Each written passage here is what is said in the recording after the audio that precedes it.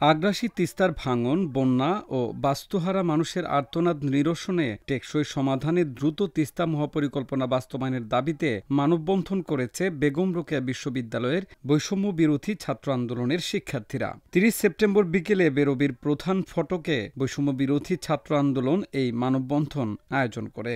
এ সময় শিক্ষার্থীরা বলেন, তিস্তা পাড়ের মানুষ প্রতি বছর কয়েকবার বন্যা এবং ভাঙনের কবলে পড়ে। এতে করে নিঃস্ব হচ্ছে হাজার হাজার মানুষ। আগ্রাসী এই তিস্তার ভাঙন থেকে মানুষকে রক্ষা করতে তিস্তা কমিশন গঠন করে এই মহাপরিকল্পনা বাস্তবায়নের দাবি জানান শিক্ষার্থীরা। যখন বর্ষা হয় বা অতিরিক্ত বৃষ্টি হয় তখন তারা হঠাৎ বন্যার শিকার হয় এবং তাদের নদী ভাঙন তো আছে।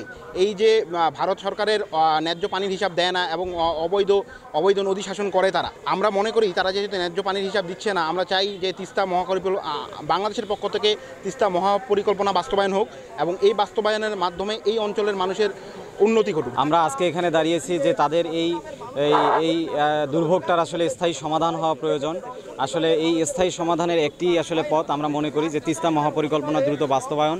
বৈষম্যহীন এই বাংলাদেশে রংপুরের তিস্তা পাড়ের মানুষ যেন আর বৈষম্যের শিকার না হয়, আর এই জন্য দ্রুত সময়ের মধ্যে তিস্তা মহাপরিকল্পনা বাস্তবায়ন করতে হবে। তা না হলে এর পরবর্তীতে কঠোর কর্মসূচির ঘোষণা দেয়া হবে বলে জানান এই শিক্ষার্থী। আমরা চাই যে এই যে তিস্তা যে মহাপরিকল্পনা, এই তিস্তা মহাপরিকল্পনা বাস্তবায়নের জন্য তিস্তা কমিশন গঠনের মাধ্যমে তিস্তা পাড়ের যে বানভাসী মানুষজন তাদের জীবনযাত্রার মান উন্নয়ন করার জন্য যথাযথ পদক্ষেপ নেওয়ার জন্য সংশ্লিষ্ট কর্তৃপক্ষকে আমরা আহ্বান করছি। মানববন্ধনে বেগম রোকেয়া বিশ্ববিদ্যালয়ের বিভিন্ন বিভাগের শিক্ষার্থীরা অংশ নেন।